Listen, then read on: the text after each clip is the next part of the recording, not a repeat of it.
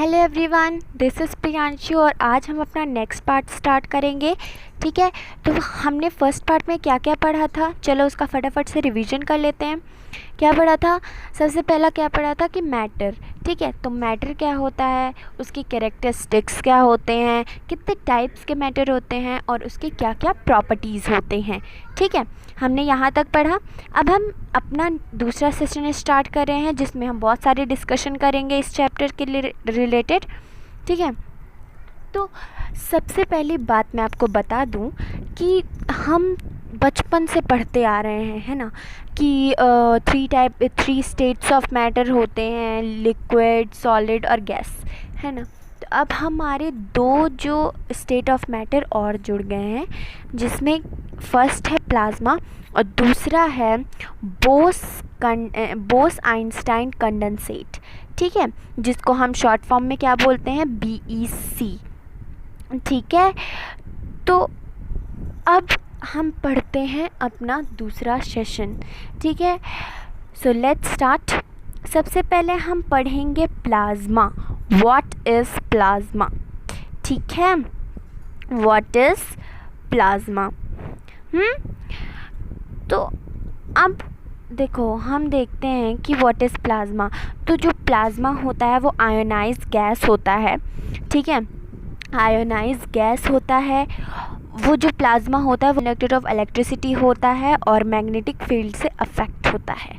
ठीक है, और जो प्लाज्मा होता है उसके पास जो प्लाज्मा लाइक गैसेस, ठीक है, मतलब जो प्लाज्मा होता है गैसेस होते हैं, ठीक है, जो प्लाज्मा जैसे होते हैं, वो उनके ना ही डेफिनिट शेप है और ना ही डेफिनिट वॉल्यूम। ठीक है, फॉर एग्जांपल आयोनाइज्ड गैस। ठीक है, जैसे आप सोचोगे अब ये प्लाज्मा होता क्या है, तो सपोज़ देखो, जैसे आपके घर में जो ट्यूब लाइट्स लगती है ना, लंब लाइट लगती है, ऐसे लंबी सी लाइट लगती है ना, उसमें कौन सा गैस भरा हुआ होता है? Helium gas. ठीक है, HE। What is the formula of helium? HE। ठीक है, हीलियम गैस रहती है। तो जो हीलियम गैस रहती है उसके जो पार्टिकल्स होते हैं वो इधर उधर मूव करते रहते हैं, वो स्टेबल नहीं होते हैं। ठीक है, तो हमको मतलब वो एक तरीके का प्लाज्मा गैस ही है। वो गुड कंडक्टर ऑफ इलेक्ट्रिसिटी होते हैं और जो प्लाज्मा होता है वो सुपर एनर्जेटिक होता है। ठीक है, सुपर एनर्जेटिक मतलब उस बहुत ज़्यादा उसके पास एनर्जी होती है। ठीक है, अब हमने प्लाज्मा पढ़ लिया, नो डाउट, नो डाउट। चलो, तो अब हम आगे पढ़ते हैं। Bose Einstein condensate. ठीक है, तो जो बोस आइंस्टाइन कंडेंसेट होता है वो ऐसा स्टेट ऑफ मैटर होता है, ऐसा टाइप का मैटर होता है जो कि हमेशा बिल्कुल लो टेम्परेचर में राइज होता है, मतलब जनरेट होता है ये मैटर। ठीक है, मतलब आप किसी चीज़ का बहुत ही ज़्यादा कम टेम्परेचर है तो वो BEC जनरेट हो जाता है। ठीक है, तो जो BEC है, BEC को दो साइंटिस्ट ने इस पे वर्क किया था जिनको नोबेल प्राइज़ मिला था। कब मिला था? 1995 में। ठीक है, तो मैं आपको बता दूं कि इसमें दो साइंटिस्ट कौन कौन थे। एक तो बोस साइंटिस्ट थे, ठीक है, और दूसरे आइंस्टाइन, एल्बर्ट आइंस्टाइन। तो इसमें उन दोनों ने काम किया था जिनको उन्हें नोबेल प्राइज़ मिला था। ठीक है, तो और दूसरी बात तो ये कि जो BEC के जो पार्टिकल्स होते हैं, ठीक है, जो मॉलिक्यूल्स होते हैं वो कुछ ज़्यादा ही क्लोजली पैक्ड होते हैं। मतलब आप सोचोगे सॉलिड जैसे, है ना, लेकिन सॉलिड से भी ज़्यादा सॉलिड के जो एटम्स मॉलिक्यूल्स होते हैं वो जितने ज़्यादा पैक नहीं होते हैं उससे कई ज़्यादा BEC के जो मॉलिक्यूल्स होते हैं वो पैक्ड होते हैं एक दूसरे। ठीक है, मतलब उनके बीच में बिल्कुल भी वैक्यूल्स सेफ नहीं, मतलब उनके बीच में कोई स्पेस नहीं होता है। ठीक है, अब आपको समझ में आ गया। चलो अब आगे देखते हैं। देखो, तो अब हम क्या करेंगे कि जो हमने प्रॉपर्टीज़ पढ़ी है इन सारे स्टेट्स ऑफ मैटर के, हमने 5 स्टेट्स ऑफ मैटर पढ़े, उसके जो हमने प्रॉपर्टीज़ पढ़े हैं उसको अब हम कुछ गहराई में पढ़ेंगे उस चीज़ की। ठीक है, तो सबसे पहले तो सॉलिड का पढ़ लेते हैं। ठीक है, तो सॉलिड में सबसे पहला क्या दिया हुआ है कि solid have a definite shape and definite volume because the particle are locked into place.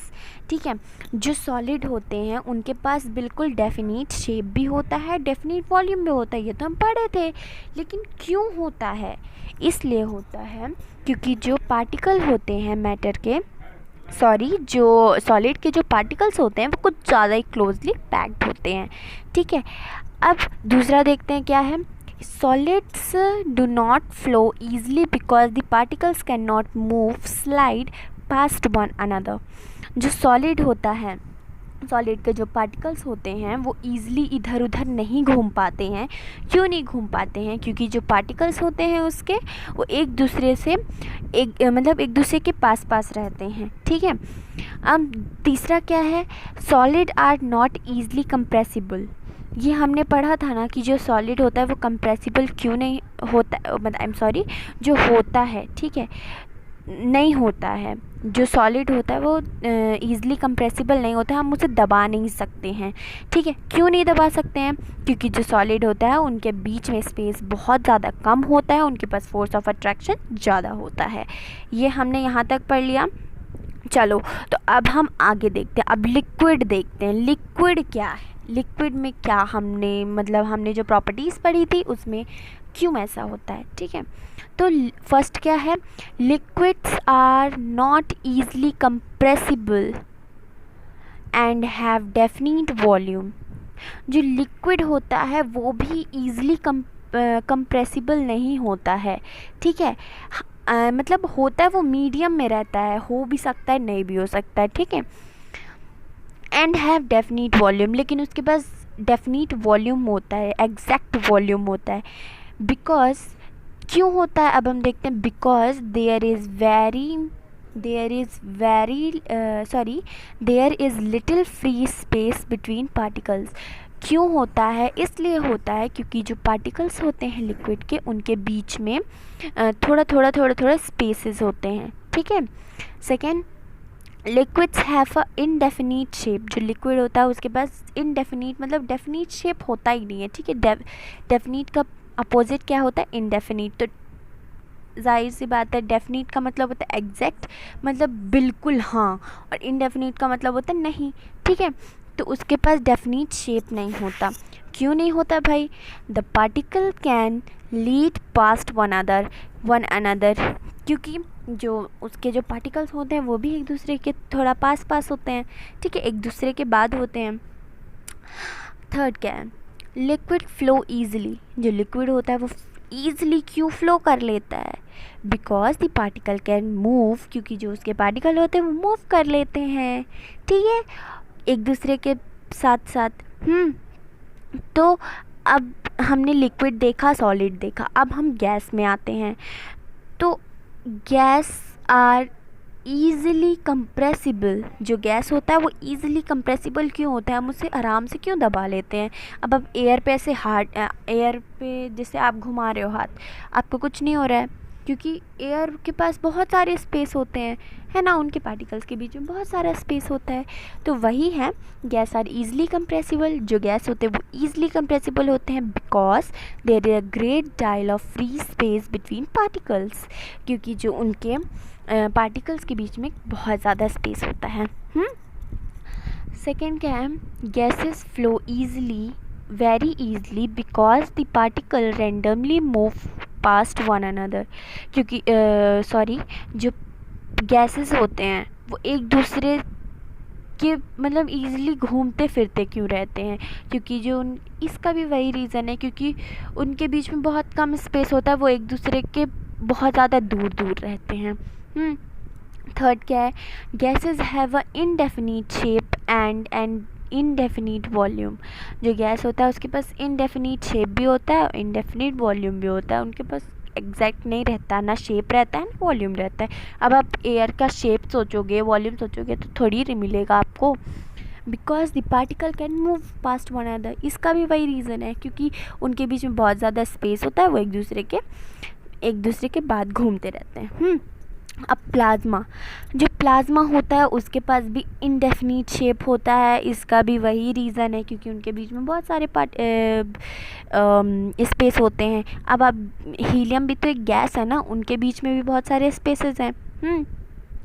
अब प्लाज्मा आर ईज़िली कंप्रेसिबल, जो प्लाज्मा होते हैं वो ईज़िली कंप्रेसिबल होते हैं। इसका भी वही रीज़न है। मतलब आप समझ लो जो गैस का है वो भी प्लाज्मा का ही होगा, पूरा नहीं लेकिन कुछ कुछ तो होंगे सिमिलर, है ना। अब चलो थर्ड देख लेते हैं। Plasma are good conductor of electricity, ये हमने देखा था। और अफेक्टेड बाय मैग्नेटिक फील्ड, ये भी हमने देखा था। क्यों? क्योंकि they are composed of ions, क्योंकि वो आयन से कंपोज होते हैं। ठीक है, चलो अब देखते हैं BEC का, बोस आइंस्टाइन कंडेंसेट। तो जो पार्टिकल होते हैं वो कम एनर्जेटिक होते हैं देन सॉलिड्स। क्योंकि जो BEC के जो पार्टिकल्स हैं वो हमेशा लो टेम्परेचर में एग्जिट करते हैं। ठीक है, लो टेम्परेचर में ही आते हैं, जनरेट होते हैं। ठीक है, सेकंड क्या है, particle are literally indistinguishable because they are locked into same space। क्योंकि जो पार्टिकल होते हैं वो इधर उधर क्यों नहीं घूम पाते हैं, क्योंकि उनके पास वो बिल्कुल क्लोजली पैक्ड होते हैं। ठीक है, अब थर्ड क्या है, BEC शोज़ सुपर फ्लूइडिटी। जो BEC होता है वो लिक्विड टाइप सा क्यों होता है, फ्लूइडिटी क्यों होता है बहुत ज़्यादा, क्योंकि जो पार्टिकल्स होते हैं वो इधर उधर बिना फ्रिक्शन के घूम लेते हैं। ठीक है, हमने डिस्कस कर लिए। चलो तो अब हम आगे देखते हैं कि जो अब हमने स्टेट्स ऑफ मैटर तो पढ़ लिया, लेकिन क्या ये स्टेट ऑफ मैटर एक दूसरे से चेंज हो सकते हैं? बिल्कुल चेंज हो सकते हैं। चलो तो देखते हैं। देखो, matter can change it's state. जो मैटर होता है वो अपने जो अपने स्टेट को है वो चेंज कर सकता है। ठीक है, वाटर कैन एग्जिट। अब आप एग्जांपल देख रहे हो, जैसे आपके पास जनरली लेकिन हाँ, जो मैंने आपको पढ़ाया अभी तक उसमें से जो प्लाज्मा होता है उसकी अभी भी रिसर्च चल रही है कि मतलब उसकी अभी भी कुछ रिसर्च चल रही है। ठीक है, अभी वो एग्जैक्ट नहीं हुआ है। ठीक है, तो चलो, तो जनरली 3 टाइप्स ऑफ मैटर होते हैं, 3 स्टेट्स ऑफ मैटर होते हैं। वो हमने बचपन से पढ़ते आ रहे हैं और हम इसमें भी वही पढ़ेंगे, लेकिन वो 2 स्टेट्स आपको पढ़ना ज़रूरी है, because in your book it is given. तो सबसे पहले आप सपोज़ कर लो जैसे सॉलिड है, तो आइस भी एक सॉलिड होता है, वो ना ही कंप्रेसिबल होता है, उनके पास एग्जैक्ट शेप होता है ना। तो हमने ये क्या मान लिया कि जो आइस होता है वो सॉलिड होता है। ठीक है, अब आप उसको पिघलाना चाहोगे तो कैसे पिघलाओगे? आप हो सकता है फ्रिज में से आइस को निकाल के रख दो, तो it can be change into water. या आप उसको उबाल दो तो वो अपने आप ही वो हो जाएगा। ठीक है, अब लिक्विड, अब वाटर में वो चेंज हो गया। ठीक है, अब आपको वाटर से गैस में चेंज करना है, तो अब आप उसको बॉईल कर दो तो वो अपने आप ही वो वेपर बन के चला जाएगा। ठीक है, वाटर वेपर्स गैस। ठीक है, तो चलो अब आगे देखते हैं। अब हम सब्लिमेशन देखेंगे। ठीक है, ये भी चेंज करने का एक तरीका होता है। ठीक है, the change of solid directly into vapour on heating and vapour into solid on cooling.